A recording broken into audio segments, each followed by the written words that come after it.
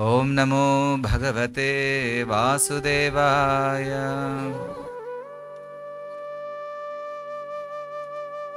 ओम नमो भगवते वासुदेवाय। ओम नमो भगवते वासुदेवाय। नारायणं नमस्कृत्य नरं चैव नरोत्तमं देवीं सरस्वतीं व्यासं ततो जयमुदीरये। नष्टप्रायेषु अभद्रेषु नित्यं भागवत सेवया भगवती उत्तमश्लोके भक्ति भवति नैष्टिकी।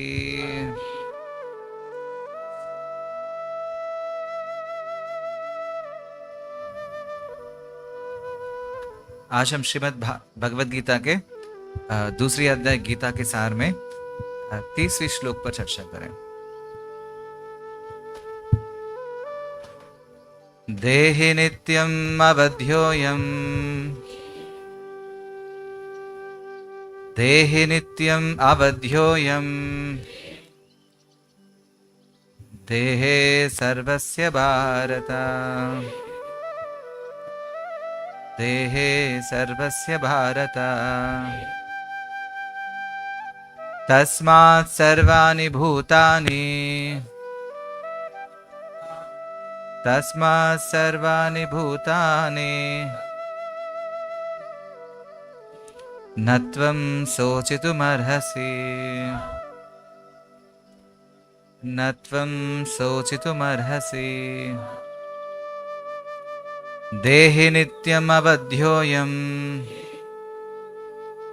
देहे सर्वस्य भारत तस्मात् सर्वाणि भूतानि न त्वं शोचितुमर्हसि। देहे नित्यम् अवध्योऽयम् देहे सर्वस्य भारत तस्मात् सर्वाणि भूतानि न त्वं शोचितुमर्हसि।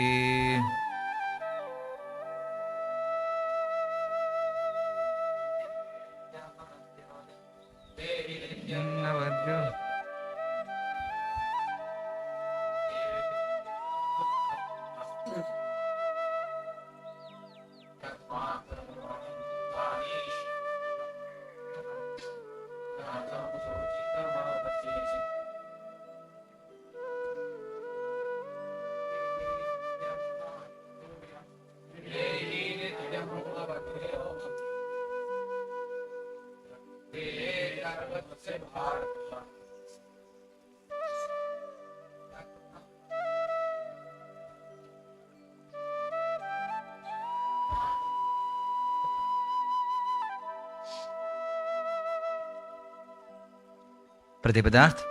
देही भौतिक शरीर का स्वामी, नित्यम शाश्वत, अवध्यः मारा नहीं जा सकता, अयम यह आत्मा, देहे शरीर में, सर्वस्य हर एक के, भारत हे भरतवंशी, तस्मात् अतः सर्वाणि समस्त भूतानि जीवों जन्म लेने वालों को ना कभी नहीं तुम सोचितुम शोक करने के लिए अर्हसि योग्य हो। भावार्थ और तात्पर्य कृष्ण कृपा मूर्ति अभय चरण अरविंद भक्ति वेदांत स्वामी श्रील प्रभुपाद के द्वारा। हे भरतवंशी, इसके बाद हे भरतवंशी, शरीर में रहने वाले देही का कभी भी वध नहीं किया जा सकता, अतः तुम्हें किसी भी जीव के लिए शोक करने की आवश्यकता नहीं है। भावार्थ मेरे साथ दोहराइए। हे भरतवंशी, शरीर में रहने वाले देही का कभी भी वध नहीं किया जा सकता। अतः तुम्हें किसी भी जीव के लिए शोक करने की आवश्यकता नहीं है। तात्पर्य, जब अब भगवान अविकारी आत्मा विषयक अपना उपदेश समाप्त कर रहे हैं। अमर आत्मा का अनेक प्रकार से वर्णन करते हुए भगवान कृष्ण ने आत्मा को अमर तथा शरीर को नाशवान सिद्ध किया। अतः क्षत्रिय होने के नाते अर्जुन को इस भय से युद्ध के उसके पितामह भीष्म तथा गुरु द्रोण मर जाएंगे, अपने कर्तव्य से विमुख नहीं होना चाहिए। कृष्ण को प्रमाण मानकर भौतिक देह से भिन्न आत्मा का पृथक अस्तित्व स्वीकार करना ही होगा। यह नहीं कि आत्मा जैसी कोई वस्तु नहीं है या कि जीवन के लक्षण रसायनों की अंतःक्रिया के फलस्वरूप एक विशेष अवस्था में प्रकट होते हैं। यद्यपि आत्मा अमर है, किंतु इसे हिंसा को प्रोत्साहित नहीं किया जाता। फिर भी युद्ध के समय हिंसा का निषेध नहीं किया जाता, क्योंकि तब इसकी आवश्यकता रहती है। ऐसी आवश्यकता को भगवान की आज्ञा के आधार पर उचित ठहराया जा सकता है, स्वेच्छा से नहीं। ओम अज्ञानतिमिरान्धस्य ज्ञानाञ्जनशलाकया चक्षुरुन्मिलितं येन तस्मै श्रीगुरवे नमः। नमो विष्णुपादाय कृष्णप्रेष्ठाय भूतले श्रीमते भक्तिवेदान्त स्वामिनिति नामिने। नमस्ते सारस्वते देवे गौरवाणी प्रचार निर्विशेषा शून्यवादी पाश्चात्यदेशतारिणे।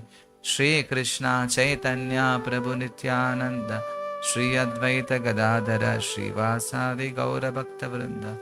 हरे कृष्णा कृष्ण कृष्णा हरे हरे राम राम राम हरे हरे। हरे कृष्णा। कई क्लासों तक आप सुनते आ रहे हैं आत्मा के बारे में। भगवान इस श्लोक से इस आत्मज्ञान के बारे में जो भी संदेश वो दे रहे हैं यहाँ समाप्त कर रहे हैं। दूसरे अध्याय का नाम भी सांख्य योग है, मतलब एनालिटिकल स्टडी है। आत्मा और शरीर की जो बीच में जो अंतर को समझना केवल सेंटिमेंटली नहीं है, एक सिद्धांत की जो माध्यम से। सांख्य का अर्थ होता है आप एनालिटिकल स्टडी करते हैं, अध्ययन करते हैं। भगवान कृष्ण ने दूसरी अध्याय के 12वें श्लोक से लेके 30वें श्लोक तक इस आत्मज्ञान के बारे में चर्चा करते हैं और बहुत महत्वपूर्ण संदेश देता है। वास्तव में वेदों में कई शास्त्र होते हैं, लेकिन अनेक शास्त्रों में आत्मज्ञान के बारे में प्रत्यक्ष रूप से उल्लेख नहीं होता और वो आरंभ में कभी भी जो आत्मा के बारे में ज्यादा जानकारी नहीं देते। लेकिन यहाँ पे भगवत गीता का शिक्षा शुरू होते हैं आत्मज्ञान से। श्रीपाद शंकराचार्य ने भगवत गीता के गुणगान करते हुए एक बहुत सुंदर गीता महात्म्य का जो रचना करते हैं। उनमें से 7 श्लोक होते हैं। उनमें से 6वें श्लोक ऐसे वर्णन करते हैं। सर्वोपनिषदो गावो दोग्ध गोपाल नंदनः पार्थो वस्त सुधीर भोक्ता दुग्धम गीतामृतम महत। इस श्लोक में शंकराचार्य जी ने सारे उपनिषद होते हैं उनको एक गाय रूप में तुलना करता है। हम सबसे पहले समझते हैं उपनिषद क्या होता है। कोई 1-2 नाम बता सकते उपनिषद का? ईशोपनिषद इसलिए हम जानते हैं क्योंकि प्रभुपाद जी ने ईशोपनिषद पुस्तक लिखे हैं। और ईशोपनिषद का अलावा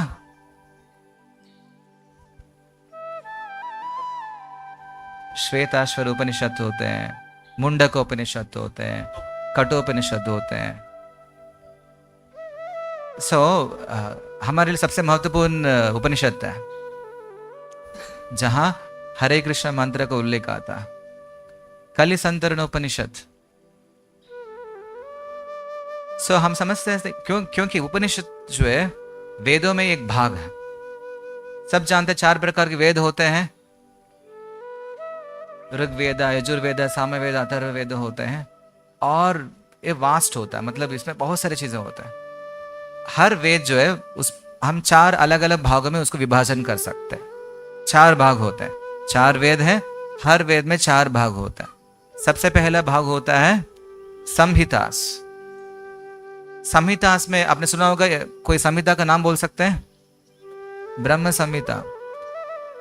संहिता क्या होता है? सारे भगवान ईश्वर और उनकी प्रकृति और देवताओं के बारे में स्तुतियां हैं, कविता के रूप में, मंत्रोच्चारण के रूप में उनकी स्तुति रहता है। ब्रह्म संहिता में ब्रह्मदेव ने जो कृष्ण की स्तुति करते हैं, गोविंद की स्तुति करते हैं।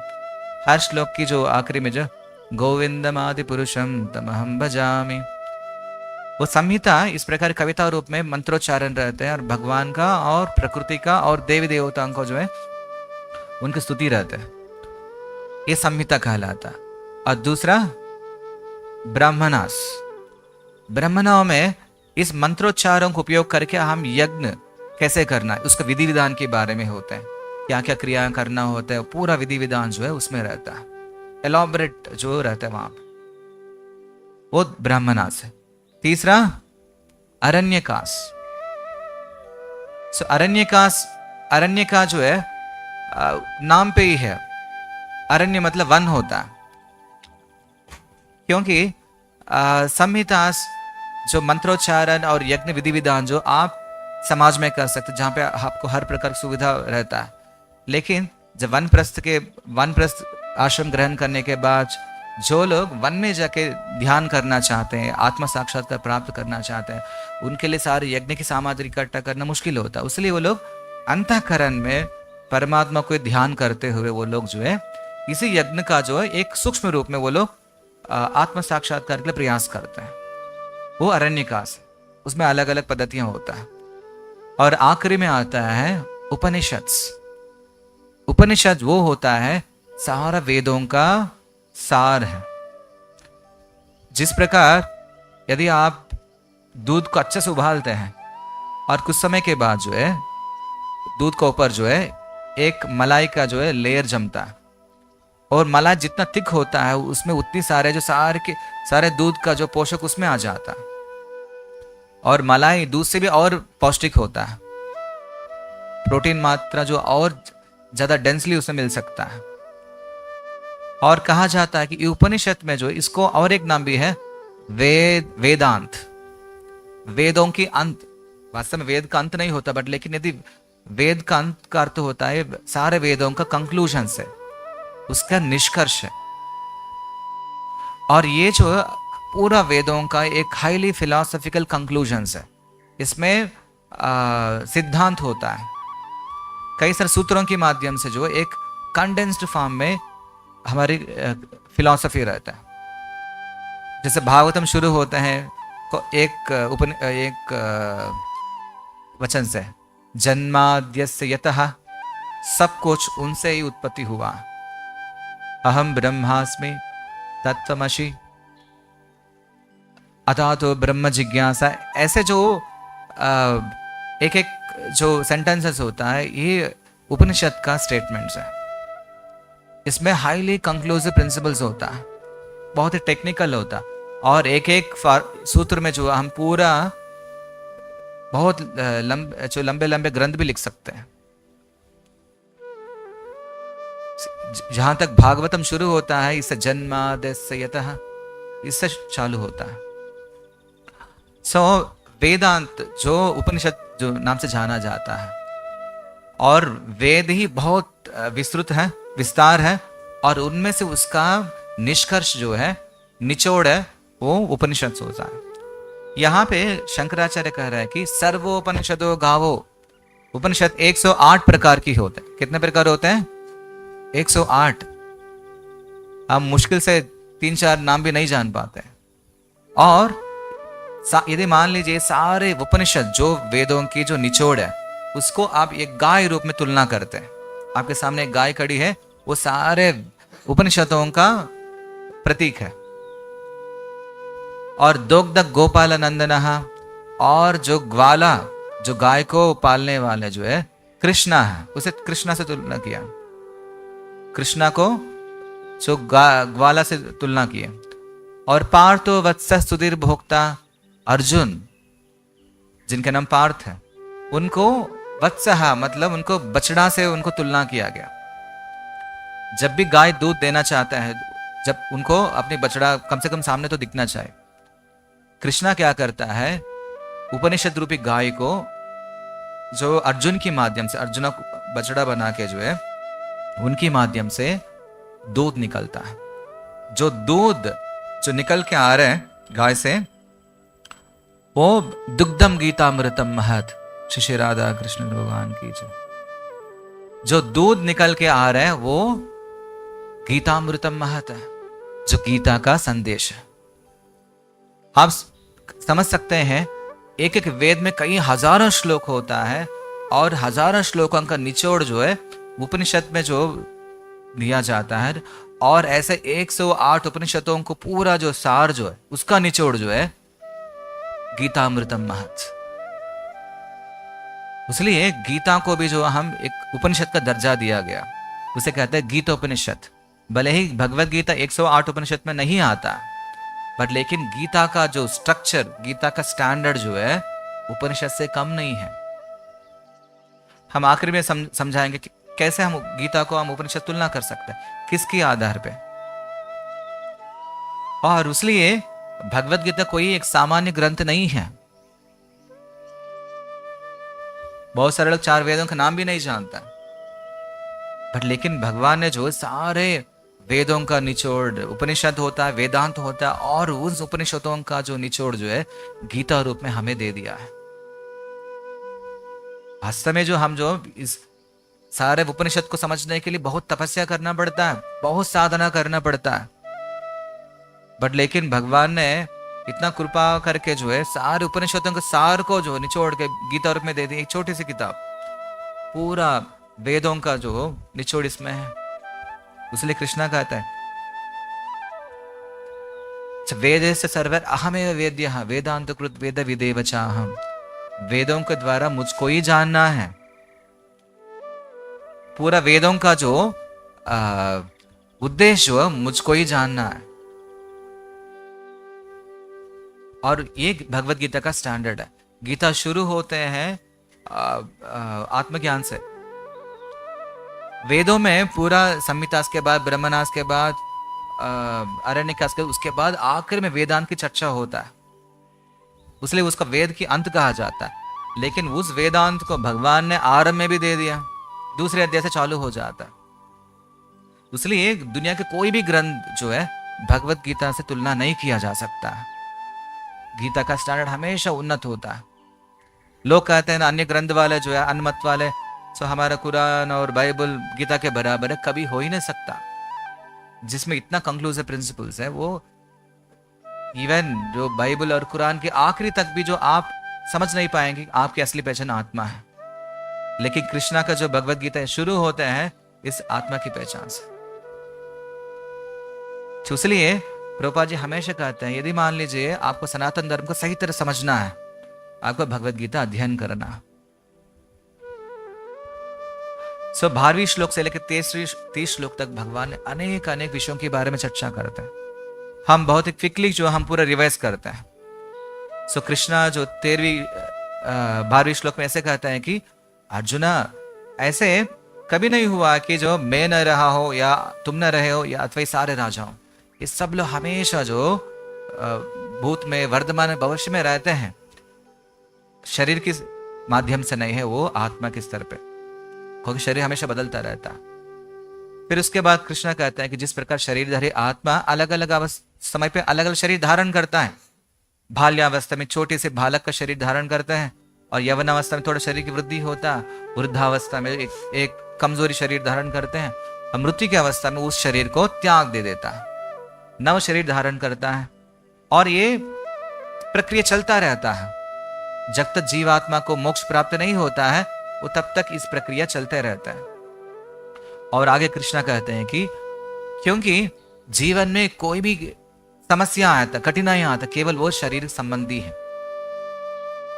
और इसलिए यदि आप अपनी पहचान शरीर से सीमित रखते हो, अब शारीरिक दुख और सुख आपका सुख और दुख बन जाता है। यदि आप इस सीमाओं को पार करना है, कम से कम आपकी पहचान को बदलना है। इसलिए कृष्णा कहता है कि मात्रा स्पर्शास्त्र कौनते शीतोष्ण सुख दुखदा आगमा अपायना अनित्या ताम तितिक्षस्व भारता। जिस प्रकार गर्मी सर्दी शीत और उष्ण समय आते हैं, अपने आप आते हैं, अपने आप चले जाते, आगमा अपायना, उसी प्रकार हर व्यक्ति का जीवन में जो सुख और दुख अपने आप आते हैं, अलग अलग रूप में आते हैं और कुछ समय के बाद अपने आप चले जाते हैं। तो धीर व्यक्ति को ताम तितिक्षस्व भारत, सहिष्णुता बनकर रखना, सहन करना सीखना है। स्वयं भगवान ये सिद्धांत हमें कह रहा, हर व्यक्ति को सहना सीखना चाहिए। और फिर आगे कृष्णा कहते हैं कि सो अविनाशी तद्विद्धि एन सर्वमिदं ततुम, जो वास्तव में जो सारे शरीर में जो व्याप्त है वो अविनाशी, किसी प्रकार कभी किसी परिस्थिति में वो नाश नहीं हो सकता। उस अव्यय आत्मा को नष्ट करने कोई समर्थ नहीं है। सो फिर कृष्णा कहते हैं कि न जायते मृते वा न कदाचिन, आत्मा के लिए किसी भी काल में न तो जन्म है न तो मृत्यु है। वह न तो कभी जन्मा है, जन्म लेता है, न जन्म लेगा। वह अजन्मा, नित्य, शाश्वत, पुरातन है। शरीर के मारे जाने पर भी वह मारा नहीं जा सकता। हम इस वर्तमान शरीर में हम देख सकते हैं कि हम अलग शरीर धारण कर रहे हैं। हमारा बाल्यावस्था का शरीर कहाँ है अभी, हमारे यवन का शरीर भी कहाँ है, पूरा रूपरेखा पूरा बदल चुका है। कुछ समय के बाद यह पहचान भी बदल जाता है। पर लेकिन हमारे भीतर जो आत्मा है वो हमेशा बदलता नहीं है, वो एक जैसा रहता है। फिर कृष्णा कहता है किस प्रकार हम पुराना वस्त्र को त्याग देकर नया वस्त्र धारण करते हैं, ठीक उसी प्रकार आत्मा भी समय पर पुराना शरीर को त्याग देता है और नया वस्त्र धारण करता है। जब आप पुराना वस्त्र त्याग देते हैं, आपको जब पुराना कपड़ा फेंकते हैं, आपको दिखता है एक पुराना कपड़ा। पर लेकिन हम जब बाल्यावस्था शरीर बदलता है, हमको दिखने नहीं दिखता है, भले दिखता है बट लेकिन हम समझ नहीं पाते हैं। हम देख रहे कि मेरा बचपन का जो शरीर, चेहरा सब बदल गया, छोटी छोटी हाथ सब अभी पूरे थोड़ा बड़े हो गए, मूंछ आ गया, बेड़ आ गया सब, पर लेकिन हम समझ नहीं पाते वो बदलाव। हमको लगता है मैं वैसे ही हूं, क्योंकि आत्मा नहीं बदल रहा लेकिन शरीर बदल रहा है। और कृष्णा कहते हैं कि नयनम चिंदन्ते शस्त्राणि नयनम दहति पावक, ऐसा कोई अस्त्र नहीं है आत्मा को नष्ट कर सकता है। ना अग्नि द्वारा जलाया जा सकता है, ना पानी द्वारा भिगोया जा सकता है, ना हवा द्वारा सुखाया जा सकता है। कोई भी भौतिक साधनों के द्वारा आत्मा को कुछ भी नहीं कर सकता है। फिर आगे श्लोक में कहते हैं कि आत्मा अखंडित तथा अगुणशील है और यह आत्मा अव्यक्त है, अकल्पनीय है, अपरिवर्तनीय। आत्मा के बारे में कल्पना भी नहीं कर सकते। हर मनुष्य का जो एक सीमा होता है, एक कल्पना शक्ति होता है, वो एक लेवल तक उसको कल्पना कर सकता है, लेकिन आत्मा के बारे में आप कल्पना भी नहीं कर सकते। क्योंकि उसके बाद कृष्णा कहते हैं कि जातस्य ध्रुव मृत्यु ध्रुवम जन्म मृतस्य च, जिसने जन्म लिया है वह उसकी मृत्यु निश्चित है और मृत्यु के पश्चात पुनर्जन्म भी निश्चित है। क्योंकि ये प्रक्रिया जो है, जन्म के पश्चात मृत्यु, मृत्यु के पश्चात जन्म, जो एक श्रृंखला है, अनएंडिंग साइकिल है। फिर कृष्णा कहते हैं कि सारे जीव आरंभ में अप्रकट अवस्था में रहते हैं, मध्यावस्था में प्रकट होते हैं, व्यक्त होते हैं, कुछ समय के बाद फिर अव्यक्त हो जाता है। आत्माएं अचानक जो एक स्त्री और पुरुष का विवाह होता है, कुछ समय के बाद जो अचानक संतान उत्पत्ति हो जाते, बच्चे आ जाते हैं। वो कहां से आते किसको पता नहीं। विवाह के पहले कोई संतान नहीं थे, लेकिन विवाह के बाद संतान आ जाते, बच्चे धीरे धीरे बढ़ते हैं, वो बड़े हो जाते हैं। और कुछ समय के बाद जो है शरीर से आत्मा जब निकल जाता है, वो आत्मा कहाँ चले जाते हैं किसी को आइडिया भी नहीं है। कैसे आत्मा गर्भ में प्रवेश करते हैं, कैसे आत्मा शरीर से बाहर चले जाता है, किसी को समझ में नहीं आता।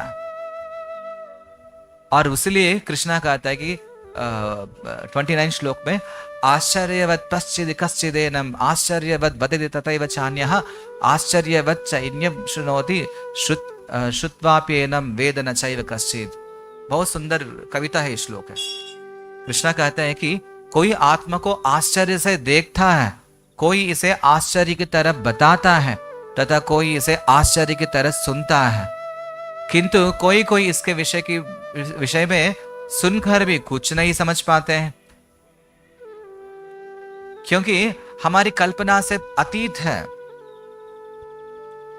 मैं एक छोटी उदाहरण देता हूं किस प्रकार जो आत्मा जो है काम करता है। इवन साइंटिस्ट, जो वैज्ञानिक, जो समझना चाहते हैं कि वास्तव में शरीर जो है, शरीर का अंदर ऐसे कुछ तो पार्टिकल है, कुछ तो ऊर्जा है, पूरा शरीर को प्रकाशित करता है। एक छोटी सी आत्मा, अणु आत्मा, जो हमें आंखों से देख नहीं सकता है, जिसके बारे में सुन नहीं सकता, जिसके बारे में कल्पना भी नहीं कर सकता, वो अणु आत्मा पूरा शरीर को प्रकाशन करता है। जब आत्मा हमारे शरीर में रहता है, लाखों क्रियाएं होता है। मान लीजिए आप यहां बैठे हैं, बिलाय में हजारों कार्य हो रहे, लोग खा रहे, पी रहे, बात कर रहे, घूम रहे, ये कर रहे, वो कर रहे, हजारों हो रहे। और छत्तीसगढ़ में पूरे लाखों क्रिया हो रहे हैं, और पूरा भारत में, पूरा दुनिया में कितने करोड़ों कार्य हो रहे हैं। क्या आपको सबको जानकारी है? इसका आपको जानकारी नहीं, इसका अर्थ नहीं हो कि बाकी हर जगह शून्य है, कुछ भी नहीं हो रहा है। ऐसा हो सकता है? आप जाने अनजाना जो क्रियाएं अपने आप होते रहते, ठीक उसी प्रकार आपके शरीर में जितनी कार्य जो है पूरा दुनिया भर के हो रहे हैं, उतना कार्य आपके शरीर में भी हो रहे हैं, लेकिन नहीं हो रहा है। मान लीजिए हमारा हृदय है, हृदय हर मिनट में कितने बार बीट करता है? 72 टाइम्स। किसने काउंट किया? 60 to 100 टाइम्स होता है। जब आप एकदम शांत मन है, एकदम मन जो है पीसफुल है, आपको हार्ट बीट स्लो हो जाता है, 60, 65। आप एकदम टेंशन में आ जाते, स्ट्रेस में आता है, हार्ट बीट बढ़ जाता है, 90, 95, 100 तक चले जाता है। उससे 100 से ऊपर जाने से फिर हार्ट अटैक, मतलब हार्ट फेल हो जाता है। जब भी आप हार्ट जो है 24 घंटे पंप करते, 24 घंटे, 1 मिनट के लिए 60 सेकेंड्स होता है, मतलब हर सेकेंड में वो पंप कर रहा है, उससे ज्यादा ही पंप कर रहा है। अब जब हार्ट बीट होता है, क्या करता है? वो खून को प्रेशर डालता है, खून को बहाता है, मतलब हर सेकेंड जो वो पंप करता है, खून पूरा शरीर से लेकर पूरा ऊपर से नीचे, ऊपर से नीचे, हर भाग में, हर कोने में जा रहा है। कहा जाता है कि हर घंटा में आपके शरीर के अंदर खून लाखों किलोमीटर ट्रैवल करता है। आपने सही सुना है, लाखों किलोमीटर ट्रैवल करता है निरंतर, जो ऊपर से जा रहा है, ऊपर से जा रहा है, और अच्छे खून, जो बुरा खून, जो अलग अलग प्रकार के जो चल रहा है। और अब इसलिए आप कभी भी आप थोड़ा सा काटिए, तुरंत वहां ब्लड बाहर आ जाता, जोर से आता है, क्योंकि इतनी फास्टली वो भ्रमण कर रहा है। प्रेशर केवल हार्ट की वजह से पंप हो रहा है।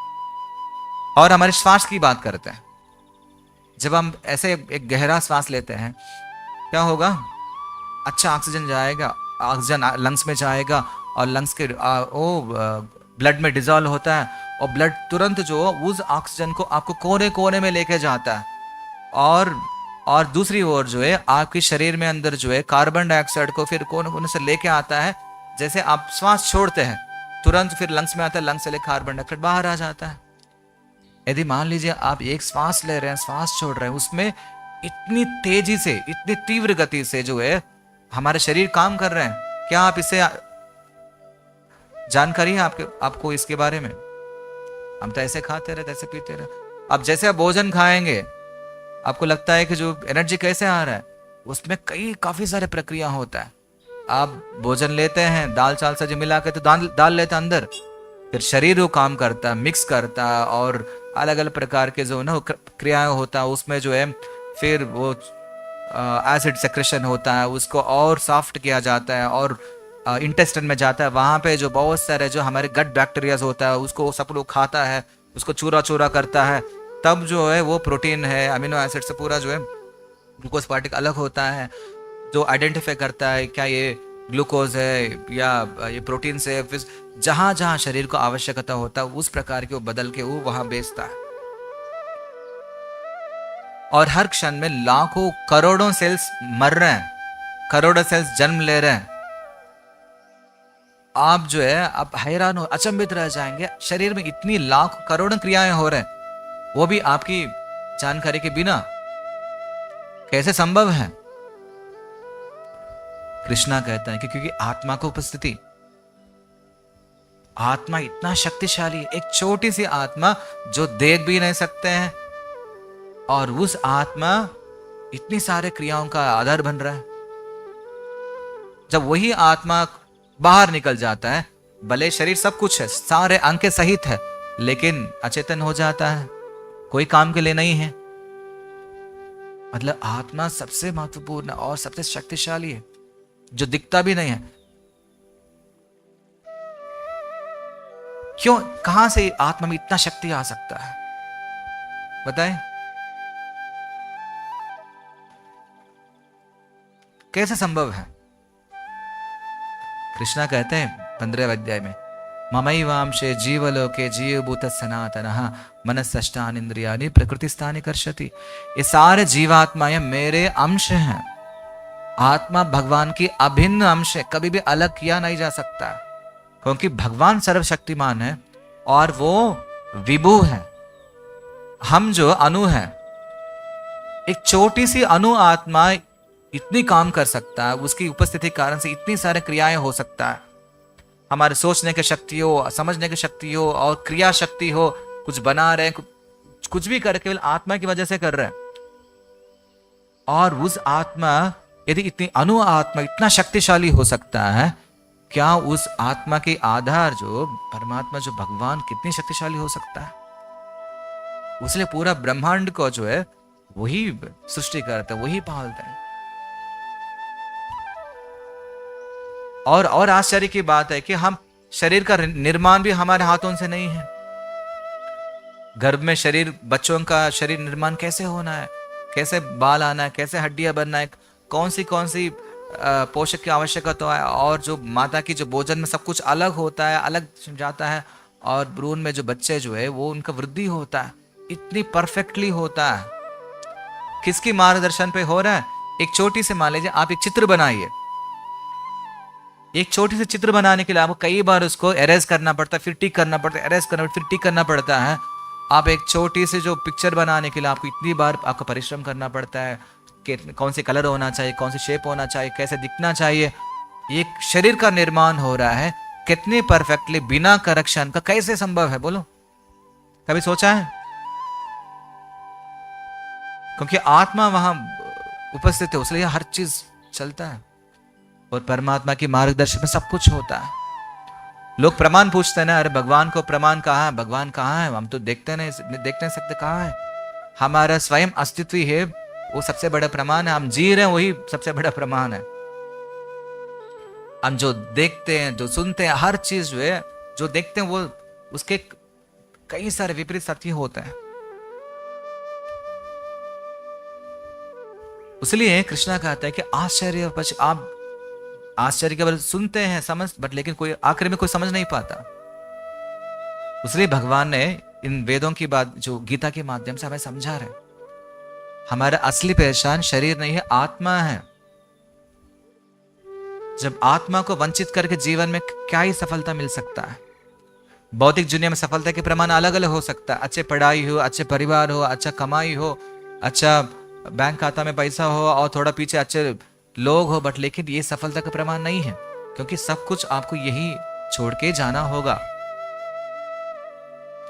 इसलिए गीता में कृष्ण पहली गीता का आरंभ में कह रहा है, सभी प्रश्न आता है, ठीक है, फिर कैसे गीता को हम उपनिषद की दर्जा दिया जा सकता है? मैंने पहले कहा था, उपनिषद में जो हाईली कंक्लूसिव प्रिंसिपल्स होता है, जो पूरा वेदों का निचोड़ है। उसमें हम कौन है, हमारी पहचान क्या है, हमारे जीवन का उद्देश्य क्या है, जीवन के पर्यंत क्या होता है, इन प्रश्नों का ही वो उसमें चर्चा होती है। उपनिषद में और एक बहुत सुंदर बात होता है कि हमेशा दो व्यक्तियों के बीच में संवाद होता है। हर उपनिषद जो है और एक संवाद के रूप में आरंभ होता है, और ये पूरा वेदांत की चर्चा होती है। सबसे हम कठोपनिषद की उदाहरण लेते हैं। कठोपनिषद का जो आरंभ जो है एक कहानी से शुरू होता है। सो एक समय पे एक बहुत निष्ठावान ब्राह्मण थे, और वो निष्ठावान ब्राह्मण जो है, ब्राह्मण जो सत्वगुण में रहते हैं और आध्यात्मिक ज्ञान भी होता है, लेकिन उनका जो है स्वर्ग प्राप्ति के लिए उन्होंने कई सारे यज्ञ करता है। जो भी भले जाने अनजाने कुछ पापी हो तो उसका प्रक्षालन भी करता है और हर दिन यज्ञ करता है। और उनका एक छोटा सा बालक भी रहता है, उनका नाम है नचिकेता। नचिकेता से बहुत ही बुद्धिमान बालक है। वो हर दिन अपने पिताजी को हवन करते हुए देखते हैं। 3-4 लोग बैठ जा हवन करते हैं, स्वाहा देते हैं। उसके बाद हवन के पश्चात जो आपको दान देना होगा, दक्षिणा देना होगा, और कुछ ब्राह्मणों को बुलाता है, जो नीडी लोगों को बुलाता है। फिर वो कुछ गाय देते हैं, कुछ और सामग्री देता है। और छोटी सी बालक नचिकेता बहुत ध्यान से देखता है कि जब भी पिताजी दान देता है, बहुत पुराने चीज ध्यान देता है। पुराना गाय जो दूध नहीं दे सकता है, पुराना कपड़े, पुराना सामान जो कोई काम के नहीं है, और वो उन चीजों से वो पुण्य कमाना चाहता है। और ऐसे कई दिन चलने के बाद जो नचिकेत एक दिन पिताजी के पास जाते, पिताजी वो स्ट्रेट फॉरवर्ड उनको कहा जाता, हमने देख रहे हैं कि हमने सुना है कि हवन में जो हमारे पास जो अच्छे बेहतरीन चीज है, बहुत ही आप उन चीजों को दान देना था, बट लेकिन आप पुराने चीजों को क्यों दान दे रहे? श्री श्री राधा कृष्ण भगवान की जय। सो फिर वो पिताजी कहते हैं, नहीं तुम बालक हो, तुम नहीं समझ पाते हो, तुम चुप रहो। और फिर जो है दोबारा पूछता, ऐसे कई बार पूछते रहते हैं। और फिर वो एक दिन में वो हवन करते रहते हैं, फिर पूछता है, और मैं भी आपके घर की जो एक वस्तु हूं, पिताजी मुझे आप किसको दोगे? आप किसको दोगे? फिर कहता है कि नचिकेता तुम डिस्टर्ब मत कर, जाओ खेल लो, वहां पे जाओ, बच अपने मित्रों के साथ खेलो, यहाँ मत आओ। फिर दोबारा आता, पूछता है, पिताजी मुझे किसको दोगे, मुझे किसको दान दोगे? फिर बारंबार आके पूछता है, और उनकी पिताजी इरिटेट हो जाता है। नचिकेता तुमको ना मैं यमराज को दे देता हूं, ऐसे कहा जाता है। वो कहते हैं कि तुम्हें यमराज को दान दे दूंगा। और वो वचन को बालक नचिकेत ने बहुत गहरा से ले लेता है। उनको लगता है कि पिताजी मैं यमराज को दान दे दिया, इसका मतलब हम यमराज के हो गए। फिर सीधा वो यमलोक में चले जाता है। और उनकी मन की जो इतनी दृढ़ संकल्प थे, वो उसके कारण से वो सीधा चलते चलते हिमालय की तरफ चलते चलते वहां से सीधा, क्योंकि हिमालय में जो अलग अलग लोकों में जाने के लिए एक प्रवेश द्वार होता है, एंट्री गेट है, और वहां से किसी अन्य लोक में जा सकते, फिर वापस आ सकते हैं। और फिर वो धीरे धीरे वहां से जाकर यमलोक चले जाता है। यमलोक में जाता है, वहां पे जहां पे यमराज के जो ऑफिस होता है वहां पे चले जाता। और लेकिन तब तक यमराज जो ऑफिस में नहीं रहते हैं, वो कुछ मीटिंग के कारण से जो है वो अलग स्थान पे गए होंगे। फिर वो उनका पीए चित्रगुप्त कहता है कि देखो नचिकेता, अभी यमराज जी नहीं है, आपको थोड़ी सी प्रतीक्षा करना होगा। फिर 1 दिन प्रतीक्षा करता है, नहीं आया। 2 दिन प्रतीक्षा करता है, नहीं आया। 3 दिन प्रतीक्षा करता है। फिर 3 दिन के प्रतीक्षा के बाद फिर यमराज आता है। यमराज आते हुए देखता है इनको, ये बालक यहाँ कैसे है? क्योंकि इस भौतिक शरीर के साथ कोई भी हम लोग जा नहीं सकता। जब भी यमदूत आते हैं, आप क्या करेंगे? उनके पास एक यम पाश होता है, जैसे वो आपको ऊपर प्रहार करेंगे, वो आपकी आत्मा को छीन लेता है, खींच लेता, आपका शरीर यहीं पड़ा रहता है। आत्मा के साथ साथ जो है वहां पे एक यात्रा शरीर दिया जाता है, एक सूक्ष्म शरीर होता है, जो आप हर चीज को अनुभव कर सकता है, सुख और दुख महसूस कर सकता है। मान लीजिए हम जैसे मन के द्वारा हम जो सुख और दुख अनुभव करते हैं सपना में, वैसे ही जो है हम जो है उस यातना शरीर के द्वारा हमको वहां पे दंड दिया जाता है। यमराज देखा है कि ये तो भौतिक शरीर के साथ यमलोक आ गया है, तब उनको लगा कि कुछ इसमें महिमा होगा, नहीं तो क्या है यहाँ तक तो आ नहीं सकता है। फिर उनको बुलाता है, अपना ऑफिस में बुलाता है, उनको बिठाता है, क्या तुम कहाँ हो, कैसे हो, और यहाँ कैसे आना हुआ सब। फिर नचिकेता कहता है कि ऐसे ऐसे हम जो है हमारे पिताजी आपको दान दे दिए हैं, हम आपके पास आ गए हैं।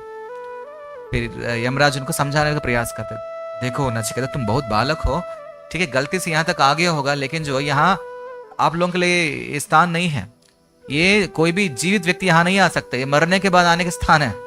एक काम करना, मैं आपको वापस भेज देता हूँ, तुम अपने पिताजी के पास चले जाओ, समय आने पर फिर हम बाद में देखते हैं। फिर नचिकेता कहता नहीं नहीं यमराज जी, हम आपके पिताजी, हमारे पिताजी आपको दे दिए हैं, हम तो नहीं जाएंगे। फिर यमराज जी समझाने का प्रयास करता है, नहीं नहीं नचिकेता, पर लेकिन वो नहीं, फिर वही रहना चाहता है। फिर ठीक है, एक काम करो, मैं तुम्हारे लिए 3 दिन 3 वरदान देता हूँ, ये 3 वरदान मांग लेना और वापस चले जाना। फिर नचिकेता मान लेता है। ठीक है, सबसे पहला वरदान नचिकेता मांगता है कि हमारे पिताजी हमेशा बहुत क्रोधित रहता है और परिवारों के साथ अब कभी प्रेम से बात करता ही नहीं है, आप उनका मन को बदल दीजिए ताकि वो प्रेम से व्यवहार कर सकता है। यमराज कहता है कि तथास्तु, ठीक है, तुम जैसे वापस घर जाओगे तुम्हारे पिताजी तुम्हें प्रेम से स्वागत करेगा। ठीक। और यमराज भी ये जानना चाहता हूँ कि हमारे पिताजी हर दिन हवन करता है, पर लेकिन हमने देखे हवन में पूरा पुराना चीजों के दान देता है, लेकिन मैं जानना चाहता हूँ हवन किस लिए होता है, यज्ञ किस लिए होता है और यज्ञ का उद्देश्य क्या है। फिर जो है यमराज यज्ञ के बारे में समझाता है। यज्ञ एक पवित्र कार्य होता है। यज्ञ का अर्थ क्या है बताइए, यज्ञ किसे कहते हैं बताइए।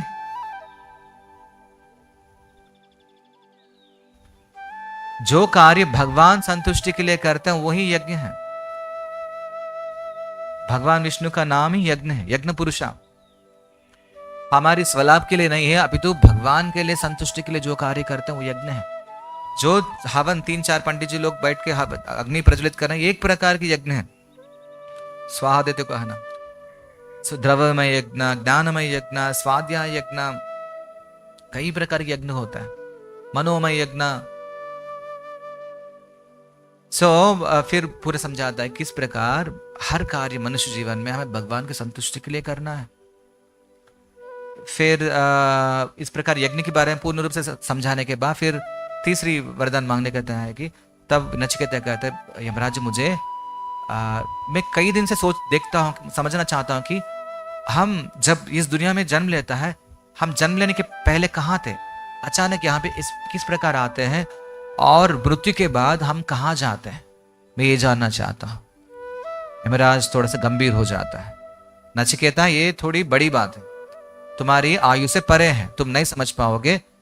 एक काम कर, तुम और दूसरा कुछ पूछ लो, चाहे तो तुम स्वर्ग में जाना चाहते हो भेज देता हूँ, तुम्हें ऐश्वर्य चाहे दे देता हूँ, तुम्हें अप्सराएं चाहे वो भी दे देता हूँ, बट लेकिन जो है इसके बारे में जो आप, ये बहुत ही गोपनीय है, रहस्यमय चीज है, इसलिए जो है आप इसे नहीं समझ पाओगे। इसके अलावा और कुछ पूछो। नचिकेता बहुत अडिग रहता है, नहीं नहीं यमराज जी मुझे इसके बारे में मैं जानना चाहता हूं। आत्मा, वास्तव में आत्मा क्या है, आत्मा कैसे यहाँ पे प्रकट होता है और आत्मा का यहाँ आने का उद्देश्य क्या है और मृत्यु के बाद कहाँ जाता है। तब फिर दोबारा यमराज जो है फिर शुरू करता है, देहिनोस्मे यथा देहे कौमारम यवनम जरा, क्योंकि उपनिषद का शिक्षा यही होता है, वो आत्म तत्व के बारे में ही होता है। फिर पूर्ण रूप से समझाने के बाद जो नचिकेता प्रसन्न होते हैं, फिर वापस जो फिर वापस आते हैं और आत्म साक्षात्कार का जो फिलॉसफी, जो वो थ्योरी सुना है, फिर वापस आके जो है उसको पालन करता है। फिर बहुत जल्दी वो आत्म साक्षात्कार प्राप्त करके फिर वापस मोक्ष प्राप्ति कर लेता है। जो इतनी वेदों का निचोड़, उपनिषदों का उसका निचोड़ जो गीता में हमें दिया गया है, लेकिन क्या हम उतना गंभीरता से इसका लाभ उठा रहे हैं, वो बहुत बड़ी प्रश्न है। क्योंकि हमारे लिए जो असली महत्वपूर्ण, जो हमारे शरीर और शरीर के संबंधित आवश्यकता नहीं है, उससे ज्यादा और महत्वपूर्ण होते हैं हमारी आत्मा की जो आवश्यकताएं। आत्मा के क्या चाहिए, वो भोजन में नहीं चाहता, लेकिन आत्मा के लिए ज्ञान चाहिए। आत्मा के लिए अज्ञान एक प्रकार की श्राप है, क्योंकि हमारे असली पहचान को भूलना ही हमारा सबसे बड़ा दौर्भाग्य है। शास्त्र कहते हैं कि मानुषम दुर्लभ जन्म, क्योंकि मनुष्य जीवन दुर्लभ होता है, क्योंकि इसी जन्म में हम आत्मा के बारे में समझ सकते हैं और बाकी कोई अन्य शरीरों में इस सुविधा नहीं है। यदि हम इतनी उत्तम मनुष्यजन प्राप्त करने के बाद यदि हम इस आत्म के ज्ञान के बारे में कोई हम प्रयास नहीं करेंगे, समझने के लिए प्रयास नहीं करेंगे, फिर हम जितना हमें इतने अवसर मिला उसका हम सही लाभ नहीं उठा पा रहे हैं। और एक गंभीरता के साथ सोचने के विषय है। फिर प्रश्न आता है, फिर आत्मा को कैसे पहचाना और आत्मा को क्या कर सकता है? आत्मा को आध्यात्मिक ज्ञान देना है, भगवत गीता ज्ञान देना है। पहले कम से कम सिद्धांतिक रूप से हम समझना चाहिए कि हमारा पहचान आत्मा है और वो आत्मा कृष्ण की अभिन्न अंश है। जब आपको लगता है कि हम कृष्ण के हैं, फिर आप उस संबंध के तहत जो आप कार्य करना शुरू करेंगे,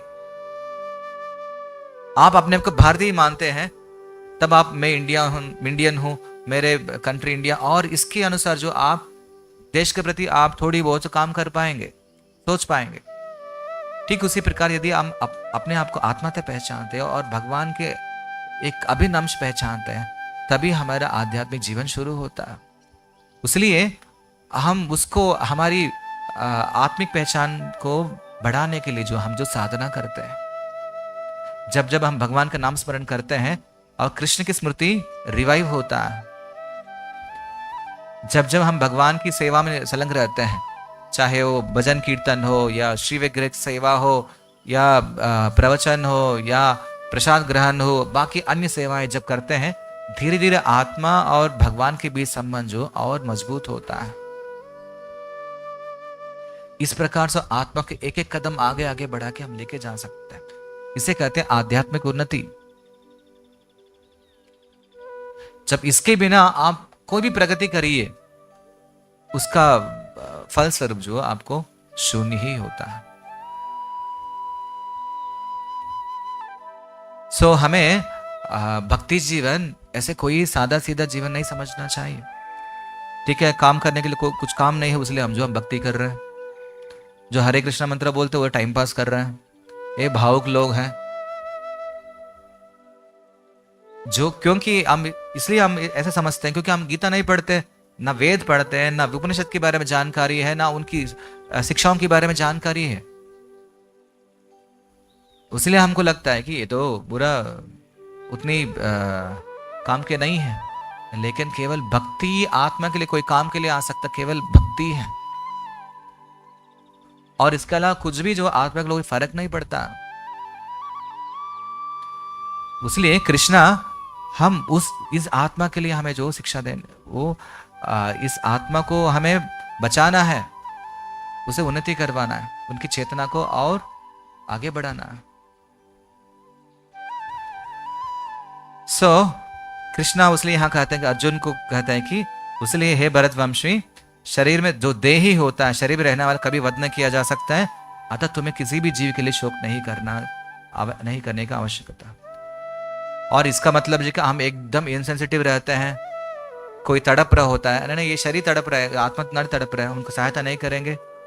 और ऐसे भी लोग हैं किसी को हत्या करेंगे, नहीं हम आत्मा तो अविनाशी है, मैं आपको शरीर का वध कर रहा हूँ, आत्मा तो अमर है, इसका मतलब जो मैं मर्डर नहीं कर रहा हूँ, अपनी दुष्कर्म को समर्थन भी नहीं कर सकता है। क्या सही है क्या गलत हमें शास्त्रों के आधार पर ही समझना है, आचार्यों की शिक्षाओं के आधार पर ही समझना है। हम उस लेवल पर नहीं है कि हम अपने आप से जो दोनों को निर्णय ले सकता है, क्योंकि यहाँ कृष्णा ने बोला है ये धर्म युद्ध है, आप इनको वध करना ही है। कृष्णा के आदेश के अनुसार जो है यहाँ अर्जुन युद्ध कर रहा है। इसलिए हमारा जीवन कैसे जीना है, क्या करना क्या नहीं करना है, जो है गीता में बताया गया है, और प्रभुपाद जी उसकी विस्तार रूप में जो हमें अपने प्रवचनों में, अपने ग्रंथों में बताया गया है। हमें उसे सुनना है, समझना है और पालन करने के लिए प्रयास करना है, ताकि हमारा जो आध्यात्मिक जीवन भी जो तेज गति से जो उन्नति प्राप्त कर सकता है। फिर अगला श्लोक से फिर भगवान जो एक अलग प्रकार के विषय के बारे में चर्चा करता है। ठीक है, यहां तक हम समाप्त करते हैं। ग्रंथराज श्रीमद् भगवद गीता की, विश्व गुरु श्रील प्रभुपाद की।